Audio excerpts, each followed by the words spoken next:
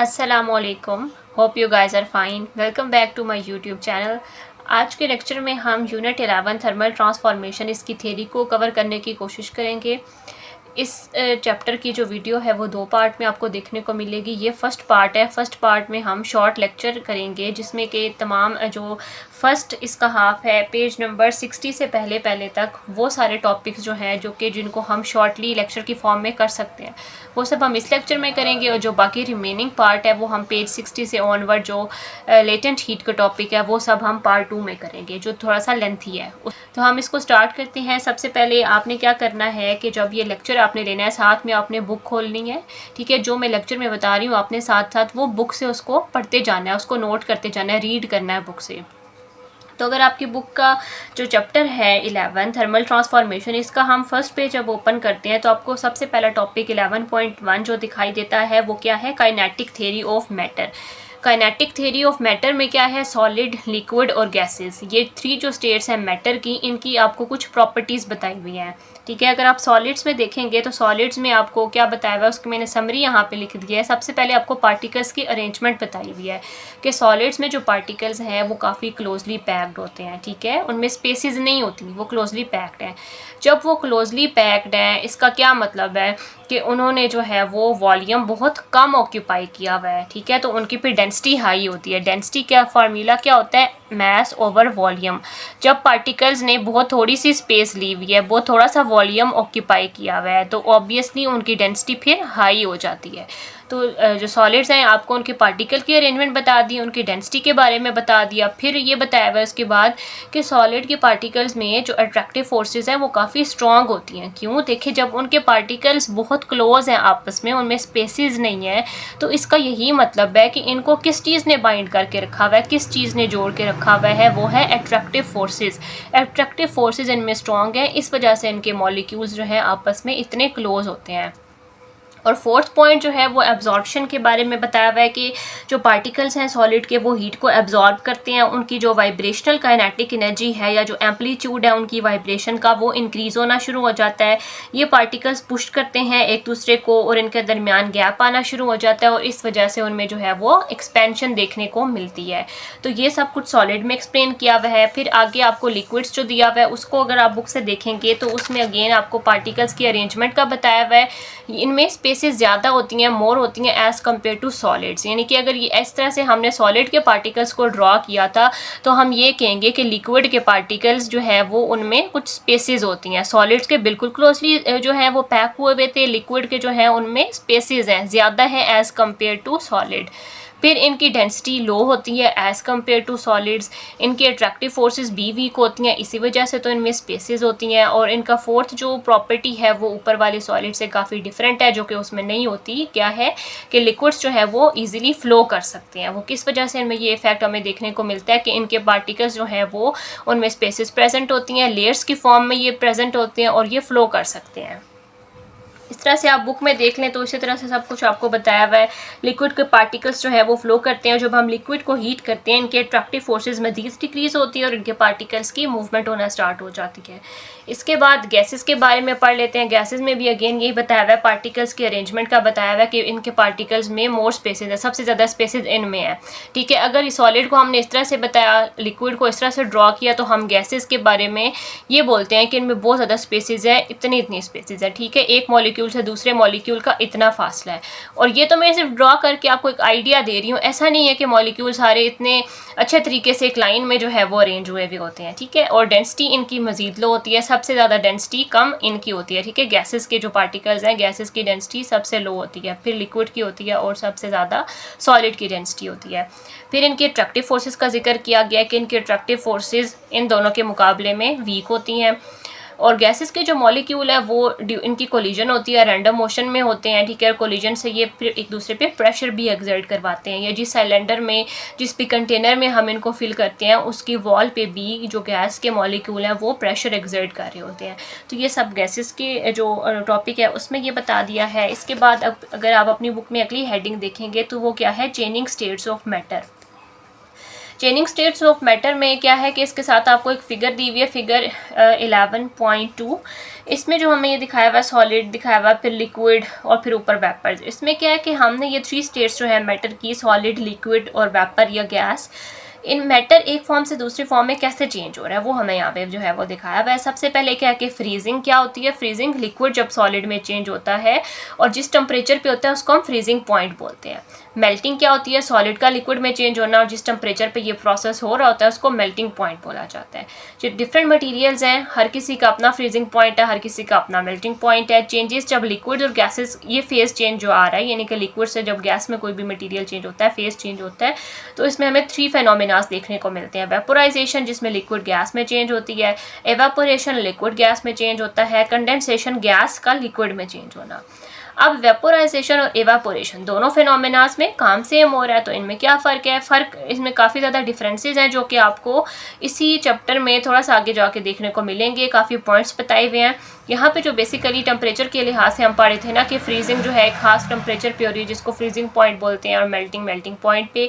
Vaporisation जो है वो बॉइलिंग पॉइंट पे होती है सिर्फ, और एवापोरेशन वो किसी भी टेम्परेचर पे हो सकती है। और कंडेंसेशन कब होती है? जब टेम्परेचर और प्रेशर एकदम से ड्रॉप कर जाते हैं। तो ये फेज चेंजेस आते हैं लिक्विड्स और गैसेस के दरमियान। और फिर एंड में हमें बताया हुआ है चेंजेस जो कि सॉलिड और गैसेस के दरमियान आ रहे होते हैं। उनमें क्या क्या आ जाता है? सब्लिमेशन। सब्लिमेशन क्या है?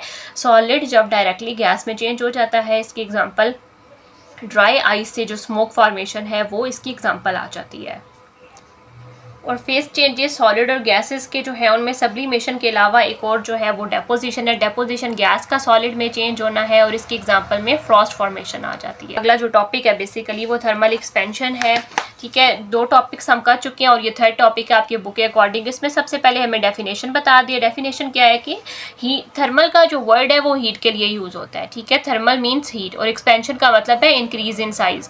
तो किसी भी ऑब्जेक्ट का जब साइज चेंज होगा किस वजह से? हीट की वजह से, तो इस चीज़ को हम बोलते हैं ये थर्मल एक्सपेंशन हो रही है। तो ये क्या है? Effect of heat. इसमें साथ आपको बताई हुई है मोशन ऑफ पार्टिकल्स पे या वाइब्रेशन पे। जो भी पार्टिकल है, चाहे वो कोई भी स्टेट ऑफ मैटर है, चाहे सॉलिड है, लिक्विड है, वो गैस है, ठीक है, जो भी मैटर है उसके वो पार्टिकल से मिलके बना हुआ है ना, तो हीट जब हम प्रोवाइड करेंगे तो वो जो पार्टिकल्स हैं उनकी मोशन पे इफेक्ट होगा, उनकी वाइब्रेशन पे इफेक्ट होगा। अब काफ़ी फैक्टर्स आप आगे आपको इस टॉपिक में बताए हुए हैं जो कि फैक्टर्स इफेक्ट कर रहे होते हैं थर्मल एक्सपेंशन को। वो कौन कौन से हैं? नेचर ऑफ मटेरियल, के मटेरियल की नेचर क्या है। ज़रूरी नहीं है कि हर मटेरियल हीट से एक ही तरह से इफेक्ट हो। बी हमें बताया हुआ है इंक्रीज इन टेम्परेचर, और सी क्या है? ओरिजिनल साइज़, के पहले साइज़ क्या था, अब कितना उसमें इंक्रीज़ आया, ये सब चीज़ें। और गैसेज में आपको थर्मल एक्सपेंशन ज़्यादा देखने को मिलती है एज़ कम्पेयर टू सॉलिड्स। अब आगे इन्होंने 1 बाय 1 अलग से एक्सप्लेन किया हुआ, पहले थर्मल एक्सपेंशन सॉलिड्स में, और ये जो फैक्टर अभी हमने ऊपर पढ़े हैं अभी यहाँ डिटेल से पढ़ेंगे, इसलिए यहाँ पे मैंने एक्सप्लेन नहीं किया। थर्मल एक्सपेंशन इन सॉलिड्स में हमें क्या बताया हुआ कि ये 3 टाइप्स की होती है। एक है आपके पास लीनियर थर्मल एक्सपेंशन जो कि 1 डायमेंशनल है, सरफेस एरिया के थर्मल एक्सपेंशन जो कि 2 डायमेंशनल है, और वॉल्यूमेट्रिक थर्मल एक्सपेंशन 3 डायमेंशनल होती है। 1 बाय 1 इन सबको एक्सप्लेन कर दिया है। Linear thermal expansion of solids क्या है कि इसमें जो सॉलिड है ना उसकी सिर्फ एक ही डायमेंशन में चेंज आ रहा होता है, और वो कौन सी डायमेंशन है? वो है लेंथ। तो जब सॉलिड की सिर्फ लेंथ में चेंज आता है तो हम इसको बोलते हैं linear thermal expansion of solid. इसका क्या मतलब है? लीनियर का मतलब लेंथ में चेंज, लेंथ, ठीक है। Thermal means heat, expansion mean increase in size, यानी कि यह चेंज होना, लेंथ का चेंज होना हीट की वजह से, तो ये linear thermal expansion of solid है। ये 3 फैक्टर्स पे डिपेंड कर रहा होता है, वही फैक्टर्स जो भी हमने ऊपर देखे थे।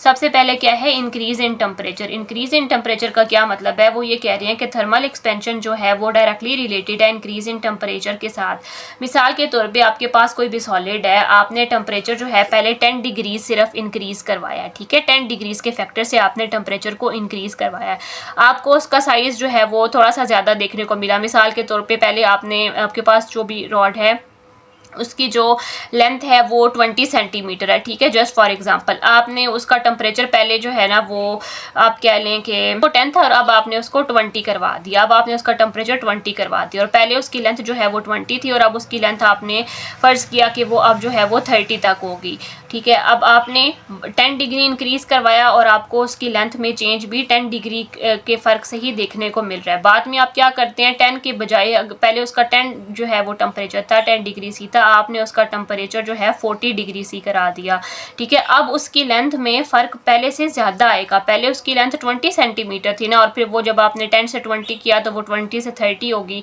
अब आपने 10 से चूँकि 40 टेम्परेचर पे लेकर गए हैं तो इसमें भी ज़्यादा फ़र्क आ जाएगा। तो अब यहाँ से आपको यकीनन बात समझ आ गई होगी कि थर्मल एक्सपेंशन का डायरेक्ट रिलेशन है इंक्रीज़ इन टेम्परेचर के साथ। जब हम टेम्परेचर को ज़्यादा इंक्रीज़ करेंगे तो जो थर्मल एक्सपेंशन है, लीनियर थर्मल एक्सपेंशन है, वो भी आपको देखने में ज़्यादा मिलेगी। सेकंड क्या है, ओरिजिनेशन, जितनी ज़्यादा लेंथ होगी उतनी ज़्यादा थर्मल एक्सपेंशन होगी। यानी कि पहले जिसकी लेंथ जो है वो 20 सेंटीमीटर है, आपके पास दो रॉड है, लेट्स सपोज एक रॉड ए है और एक रॉड बी है। रॉड ए की जो लेंथ है वो 20 सेंटीमीटर है, रॉड बी की लेंथ 30 सेंटीमीटर है। थर्मल एक्सपेंशन किसकी ज़्यादा होगी? जिसकी लेंथ ज़्यादा है। 30 सेंटीमीटर वाले की लेंथ ऑलरेडी ओरिजिनल लेंथ इसकी ज़्यादा है तो बढ़ेगी भी इसकी ज़्यादा, 20 सेंटीमीटर की नहीं ज़्यादा बढ़ेगी क्योंकि वो ऑलरेडी उसकी लेंथ कम है। तो ये इसका मतलब है। थर्ड में क्या है, nature of material. Nature of material हमें ये बता रही है कि एटॉमिक स्ट्रक्चर कैसा है। डिफरेंट सब्सटेंसेस है हमारे पास, हर किसी का एटॉमिक स्ट्रक्चर एक दूसरे से मुख्तलिफ है, तो हम फिर उनको वन बाय वन स्टडी करके देख सकते हैं। एक्सपेरिमेंट से ये देखा भी गया है कि हर किसी की थर्मल एक्सपेंशन जो है, लीनियर थर्मल एक्सपेंशन, वो डिफरेंट होती है और वो नेचर ऑफ मटीरियल पर डिपेंड कर रही होती है। फिर साथ में आपको इसकी जो नेक्स्ट पेज पर अगर आप आ जाएँ तो आप इसकी मैथमेटिकल जो डेरिवेशन दी हुई है ये बहुत इंपॉर्टेंट है, इसको आपने एज इट इज़ बुक से कर लेना है। इसके बाद नेक्स्ट पेज पे अगर आ जाएं तो आपको वॉल्यूमेट्रिक थर्मल एक्सपेंशन सॉलिड्स की बताई हुई है। अभी हमने ऊपर लीनियर ख़त्म किया, बाकी वॉल्यूमेट्रिक आ गई। वॉल्यूमेट्रिक क्या है? Change in the 3 dimension of the solid. Linear thermal expansion में हमने 1 डायमेंशनल चेंज देखा था, सिर्फ लेंथ में चेंज आ रहा था, लेकिन अब जब वॉल्यूमेट्रिक की बात आ गई, वॉल्यूम की बात आ गई, तो ये 3 डायमेंशनल चेंज आता है सॉलिड में। इसको भी वही 3 फैक्टर्स इफेक्ट कर रहे होते हैं जो कि यहाँ पे ऊपर थे, बिल्कुल सेम यहाँ पे वही लिखे हुए हैं आपकी बुक में। सिर्फ इनमें फ़र्क क्या आ जाएगा कि यहाँ पे 3 डायमेंशनल को वो कंसिडर कर रहे हैं, क्यूब की बात कर रहे हैं, उसको हीट करवा रहे हैं, हीट का इफेक्ट सब पे सेम ही आएगा। आगे फैक्टर्स तीनों बिल्कुल एज इट इज़ अपनी बुक में देख लें, बिल्कुल ठीक वही एज इट इज़ लिखे हुए हैं, ठीक है। और उनकी मैथमेटिकल डेरिवेशन इसकी भी दी हुई। अगर आप जो लीनियर थर्मल एक्सपेंशन की मैथमेटिकल डेरिवेशन है तो इसकी भी आप एज इट इज़ लिख लेंगे। सिर्फ इसमें फ़र्क आएगा लेंथ के सैम्पल का और वॉल्यूम के सैम्पल का, इसके अलावा इसमें कोई भी फ़र्क नहीं है, ठीक है। इसके बाद जो अगला टॉपिक है बुक में नेक्स्ट पेज अगर हम करें तो वो एक्सपेरिमेंटल डिमॉन्स्ट्रेशन हमें बताई हुई है थर्मल एक्सपेंशन ऑफ सॉलिड्स की। इसको बस बुक से ही रीड करना है। इसमें इन्होंने क्या किया कि प्रोसीजर ये बताया हुआ कि मेटल रॉड को आपने अच्छे से टाइट किया, ठीक है, उसको हीट करना शुरू किया हीट सोर्स के ज़रिए से। रॉड जैसे हीट अप होना शुरू हो जाएगा उसकी थर्मल एक्सपेंशन होनी शुरू हो जाएगी। अब हमें कैसे पता चलेगा? एक्सपेंशन की वजह से क्या है कि रॉड जो है वो बोल्ट पे प्रेशर एक्सर्ट करेगा और एक्सपेंशन अगर ज़्यादा होगी, एनफ होगी, तो बोल्ट भी इवेंचुअली लूज होना शुरू हो जाएगा। तो हमें कंक्लूजन यहाँ पे क्या मिलता है कि डिफरेंट मेटल्स जो हैं वो एक्सपैंड करते हैं डिफरेंट रेट्स पे जब हम उनको हीट करते हैं। रॉड एक्सपैंड करता है और एक्सर्ट करता है प्रेशर बोल्ट पे, और अगर ये प्रेशर बोल्ट की स्ट्रेंथ से ज़्यादा हो जाएगा तो बोल्ट जो है वो स्नैग कर जाएगा। और इस एक्सपेरिमेंट से हमें ये पता चलता है कि हमें थर्मल एक्सपेंशन को जितनी भी इंजीनियरिंग एप्लीकेशंस हैं वहाँ पे अप्लाई करना चाहिए, उसको कंसिडर करना चाहिए ताकि हम डैमेजेस को जो है वो प्रिवेंट कर सकें। इसके बाद आपको रिलेशन बताया हुआ है coefficient of linear and volumetric expansion में। वो क्या है? बीटा जो है हमारे पास वॉल्यूमेट्रिक जो एक्सपेंशन है उसका कोफिशिएंट है और लीनियर एक्सपेंशन का कोफिशिएंट अल्फा है। तो बीटा जो है वो 3 अल्फा के बराबर होता है। ये आपके पास इन्होंने रिलेशन बता दिया है और ये रिलेशन आप ने जो है वो न्यूमेरिकल में भी यूज़ किया था, बहुत इंपॉर्टेंट है, इसको एमसीक्यू के लिए भी अच्छे से आपने प्रिपेयर करना है। नेक्स्ट टॉपिक जो है वो है थर्मल एक्सपेंशन इन लिक्विड्स। ये नेक्स्ट पेज पे आ जाएं तो इसमें जो आपको ऊपर पहला पैराग्राफ दिखाई दे रहा है इसमें बस ये बताया हुआ है कि जब हम लिक्विड के मॉलिक्यूल को हीट करते हैं तो हीट का क्या इफेक्ट होता है। हीट जब हम करते हैं टेम्परेचर यानी कि बढ़ रहा है, टेम्परेचर इंक्रीज होने से काइनेटिक एनर्जी इंक्रीज होती है, काइनेटिक एनर्जी इंक्रीज होगी तो वेलोसिटी इंक्रीज होगी, मॉलिक्यूल ज़्यादा तेज़ी से मूव करेंगे, फ्रीली मूव करेंगे, तो इससे उनकी एक्सपेंशन होगी। और लिक्विड्स में जो एक्सपेंशन है वो सॉलिड के मुकाबले में ज़्यादा होती है और लिक्विड्स में अट्रैक्टिव फोर्सेस भी वीक होती हैं, इसलिए मॉलिक्यूल उनके ज़्यादा फ्रीली मूव कर सकते हैं और उनकी एक्सपेंशन ज़्यादा होती है एज़ कम्पेयर टू सॉलिड, क्योंकि सॉलिड में पार्टिकल्स क्लोज हैं, वो दूर दूर नहीं है इतने, और उनके अट्रैक्टिव फोर्सेस स्ट्रॉन्ग है जिनको उन्होंने मजबूती से पकड़ा हुआ है, वो उनको ज़्यादा दूर जाने नहीं देती, इसलिए सॉलिड एक्सपेंड ज़्यादा नहीं होते। लेकिन लिक्विड में आपको एक्सपेंशन ज़्यादा दिखाई देती है वीक अट्रैक्टिव फोर्सेस की वजह से। अब क्या है कि जब हम लिक्विड को हीट करते हैं ना तो यहाँ पे आपको सॉलिड से डिफरेंट फिनोमिना देखने को मिलता है। क्या है कि हमारे पास सॉलिड सॉलिड को तो हम डायरेक्टली हीट कर सकते हैं, लिक्विड को डायरेक्टली हीट नहीं कर सकते, क्योंकि लिक्विड को हमें किसी कंटेनर में रख के हीट करना पड़ेगा। तो उस कंटेनर की वजह से ना आपको जो वॉल्यूम में उसका चेंज दिखाई देगा ना, लिक्विड की जो एक्सपेंशन दिखाई देगी, वो थोड़ी सी एम्बिगुअस हो जाती है। तो इसलिए फिर हम जो उसकी वॉल्यूम एक्सपेंशन आती है ना, उसको हम दो कैटेगरीज में डिवाइड कर देते हैं। एक रियल वॉल्यूम एक्सपेंशन है, एक एपरेंट वॉल्यूम एक्सपेंशन है। रियल वॉल्यूम एक्सपेंशन और एपरेंट वॉल्यूम एक्सपेंशन, इसको हम बुक से देख लेते हैं। रियल वॉल्यूम एक्सपेंशन की डेफिनेशन आपको क्या बताई हुई है कि जब हम हीट को अप्लाई करते हैं डायरेक्टली टू लिक्विड और फिर लिक्विड एक्सपैंड होना शुरू हो जाता है, तो उसके वॉल्यूम में जो इंक्रीज आता है उसको हम रियल वॉल्यूम एक्सपेंशन बोल रहे होते हैं।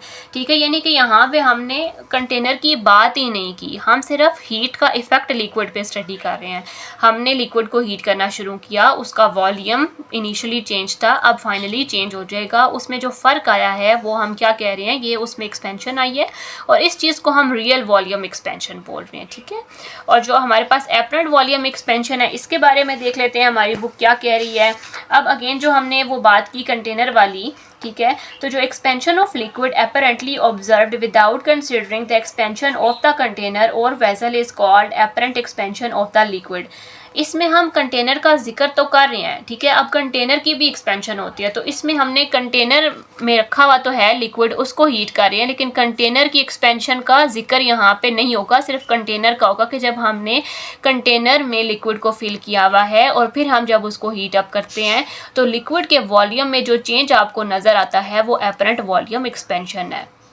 ठीक है, अभी इसी टॉपिक को जब हम बुक से पढ़ेंगे उसमें डिटेल से बताया हुआ है कि कंटेनर की एक्सपेंशन भी होती है, लेकिन हम एपरेंट वॉल्यूम एक्सपेंशन में फ़िलहाल लिक्विड की कंटेनर की एक्सपेंशन को डिस्कस नहीं करते। इसकी डेफिनेशन में ये बात है कि without considering expansion of the container, container की एक्सपेंशन होती है, हमने कंसिडर नहीं करना है एपरेंट वॉल्यूम एक्सपेंशन को डिस्कस करते हुए।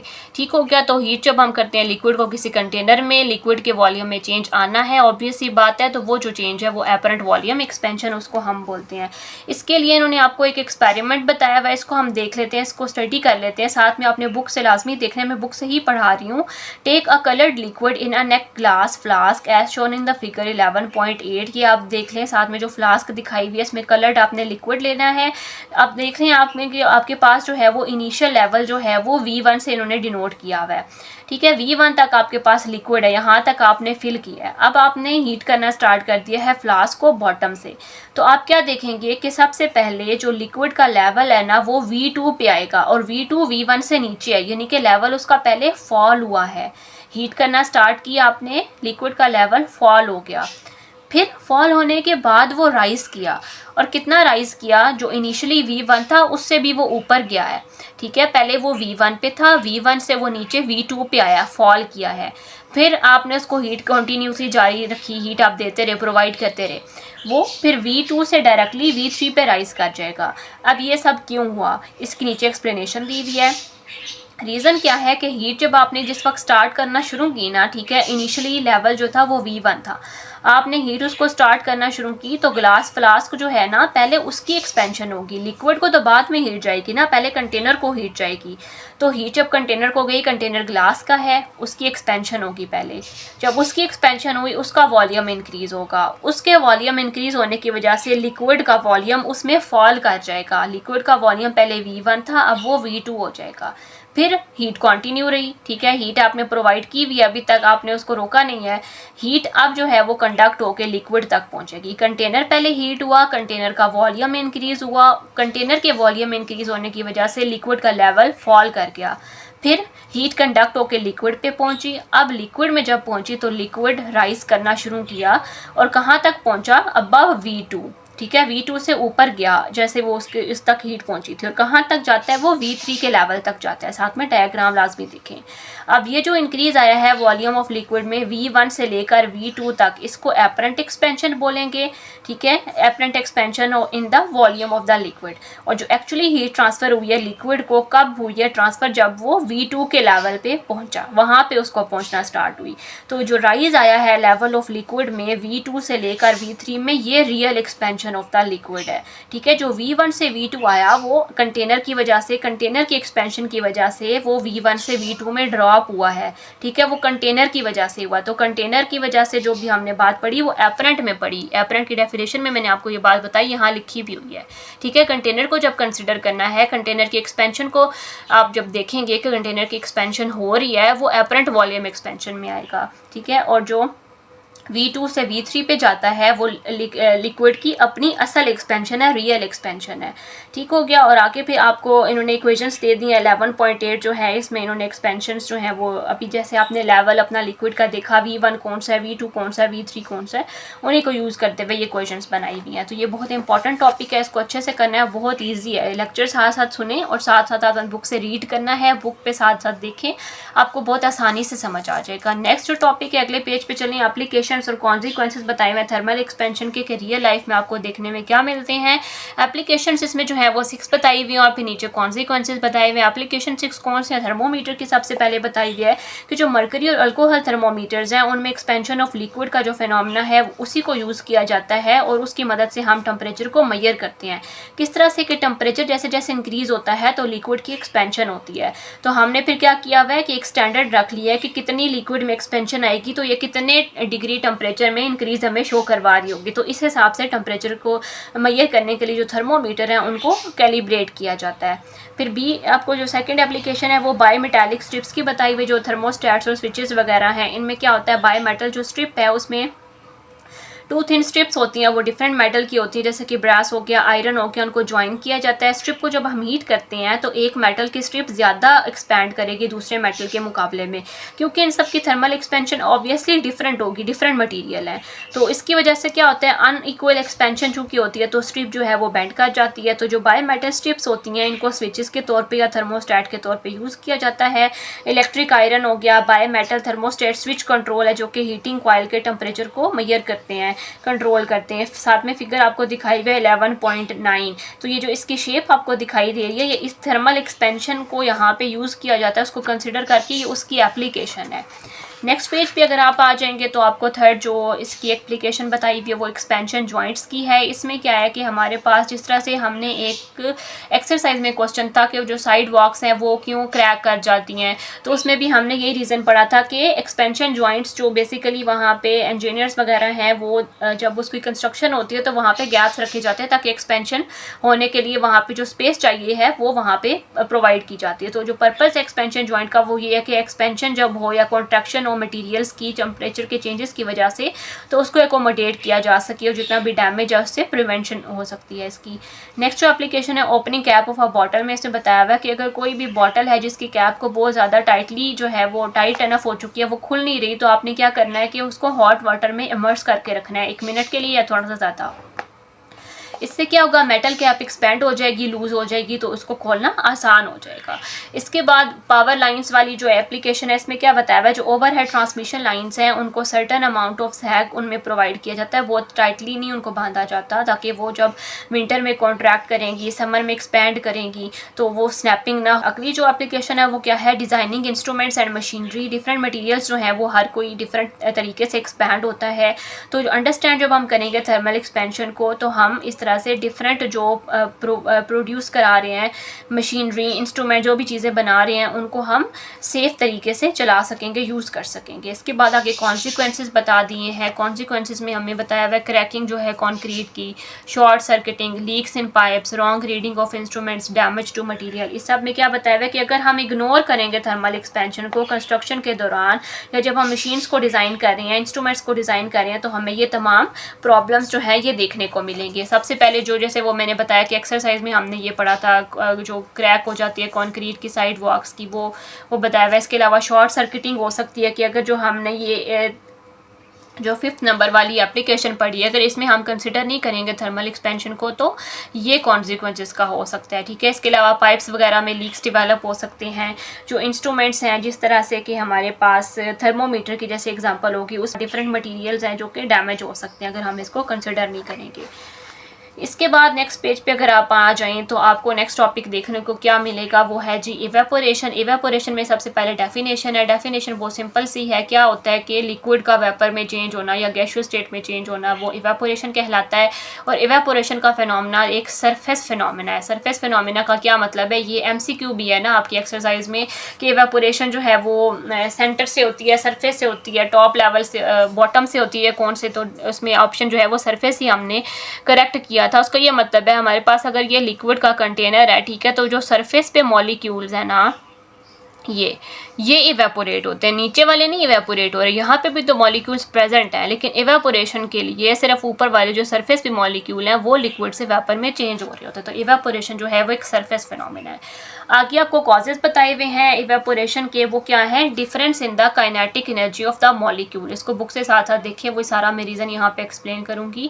हमारे पास देखें क्या है कि डिफरेंट लेयर्स हैं मॉलिक्यूल की। यहाँ पे तो मैंने सिर्फ 2 लेट सपोज ड्रॉ की हैं, ठीक है। अब क्या है हमारे पास यहाँ पे जितने भी मॉलिक्यूल्स हैं, हर मॉलिक्यूल की जो काइनेटिक एनर्जी है ना वो एक दूसरे से डिफरेंट है।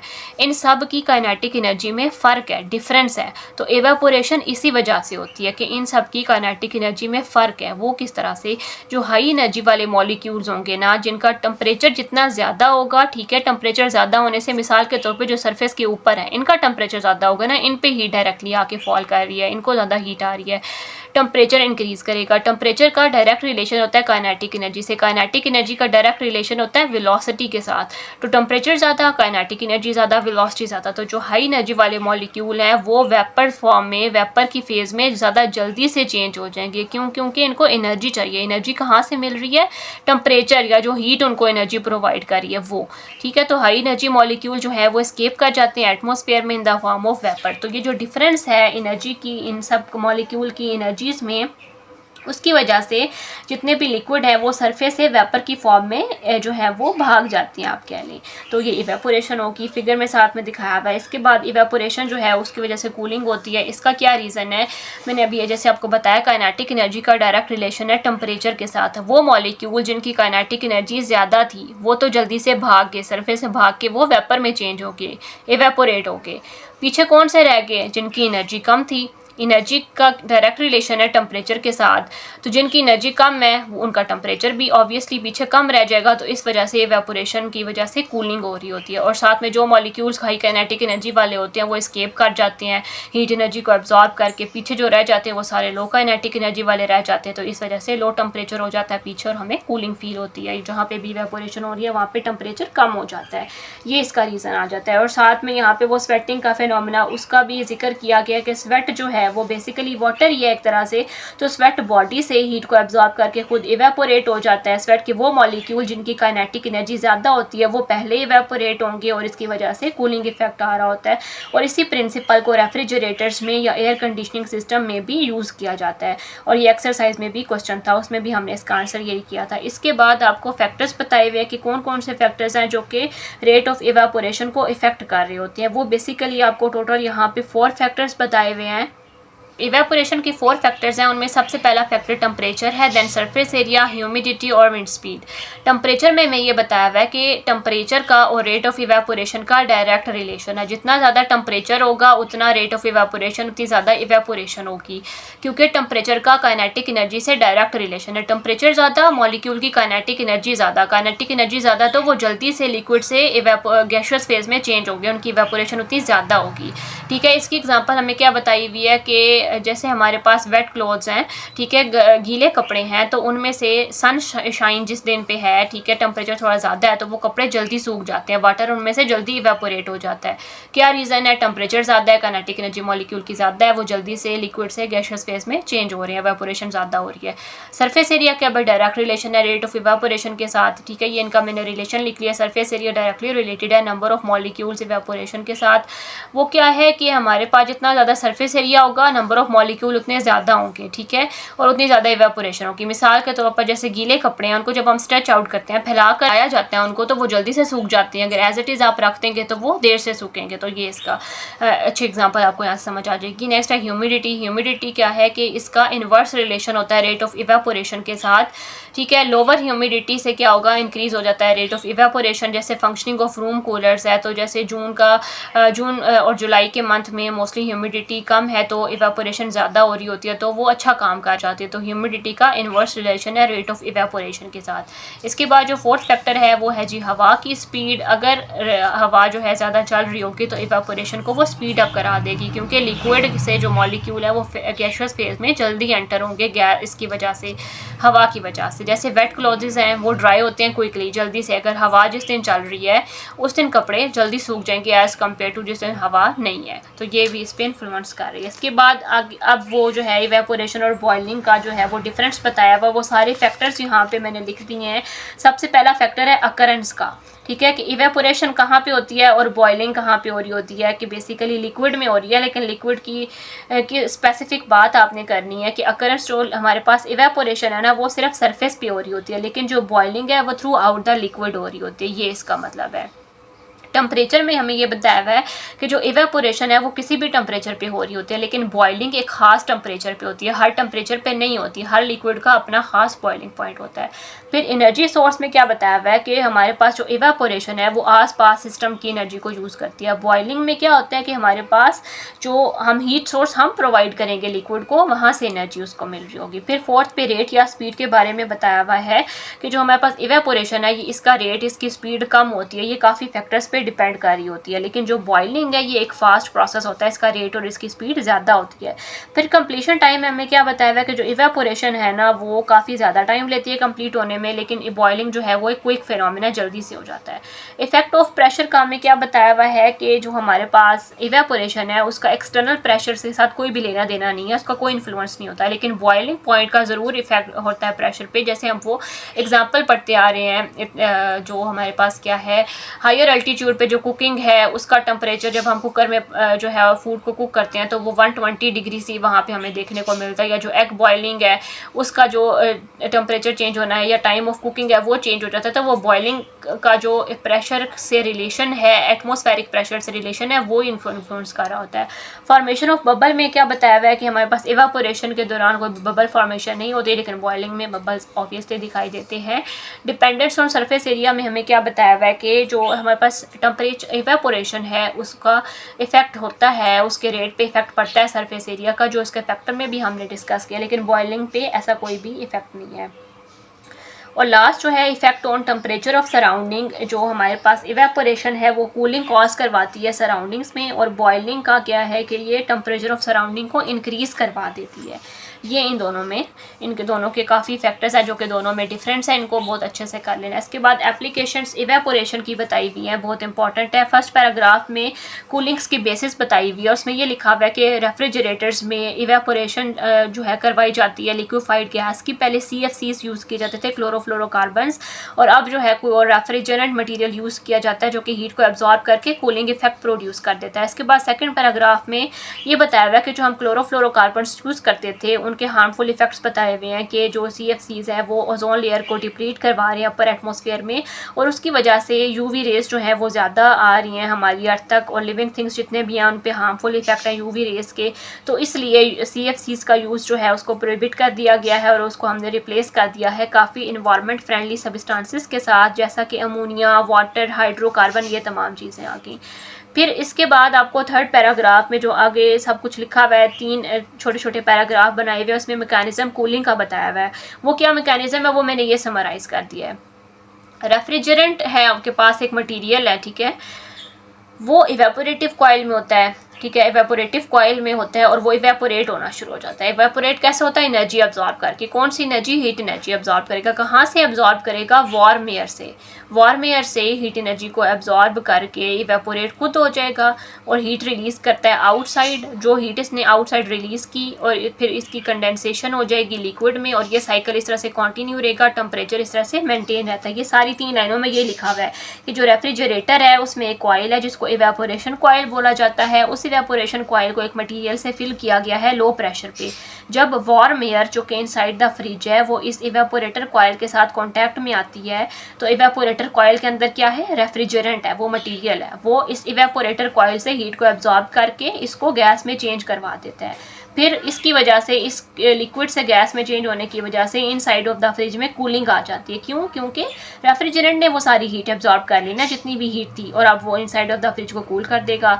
अब वही जो गैस है वो कंप्रेस हो जाएगी, उसको हीट आउटसाइड को रिलीज़ करवा दिया जाएगा, फिर उसकी कंडेंसेशन होगी, कंडेंसेशन से गैस दोबारा लिक्विड में चेंज हो जाएगी, कंडेंसेशन हो जाएगी और ये कंडेंसर कर रहा होगा। ये साइकिल कंटिन्यू रहेगा और इस तरह से टेम्परेचर जो है वो एक मेंटेन रहता है, cool temperature inside the fridge. और इसकी बाकी आगे आपको जो है वो एप्लीकेशन डिफरेंट और भी बताई हुई हैं। नेक्स्ट एप्लीकेशन जो है फूड प्रिजर्वेशन की बताई हुई, जिस तरह से हमारे पास कोई भी फूड है उसमें वाटर कंटेंट को हम रिमूव करवा देते हैं एवेपोरेशन के ज़रिए से, जैसा कि ड्राइड मीट है, ड्राइड फ्रूट्स हैं, तो ये एवेपोरेशन की ही एग्जांपल है। प्रोडक्शन ऑफ सॉल्ट में हमें ये बताया हुआ है कि सॉल्ट कंटेनिंग सी वाटर है, जब हम उसको इवेपोरेट करवा देते हैं, वाटर इवेपोरेट हो जाएगा, पीछे सॉल्ट रह जाएगा, तो सॉल्ट की हम प्रोडक्शन करवा रहे हैं एवेपोरेशन के ज़रिए से। इसके बाद एयर कंडीशनिंग बताई हुई है कि हमारे पास वार्म एयर जो है वो पास होती है कॉइल से, उस कॉइल में एक कंटेनिंग कूल लिक्विड उसमें प्रेजेंट है। वो जो लिक्विड है इवेपोरेट हो जाता है हीट को एब्जॉर्ब करके, वार्म एयर की हीट को एब्जॉर्ब करके वो इवेपोरेट हो जाएगा और पीछे जितनी भी एयर रह जाएगी वो सारी कूल हो जाएगी। तो इस तरह से एयर कंडीशनिंग इस फिनोमेना पे वर्क कर रही होती है एयर कंडीशनर जो है।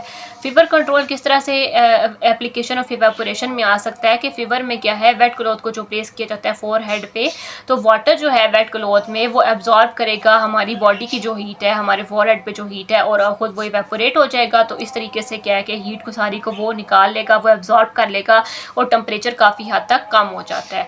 तो इस लेक्चर में हम यहाँ तक ही कंप्लीट करेंगे। इसके बाद जो आगे लेटेंट हीट वाला टॉपिक आ जाता है वो हम नेक्स्ट लेक्चर में करेंगे और शॉर्ट लेक्चर यहाँ तक कंप्लीट हो गया है। आई होप आपको समझ आ गई होगी। अगर किसी किस्म की कोई कन्फ्यूजन हो आप मुझसे पूछ सकते हैं कमेंट सेक्शन में। Thank you for watching and अल्लाह हाफिज़।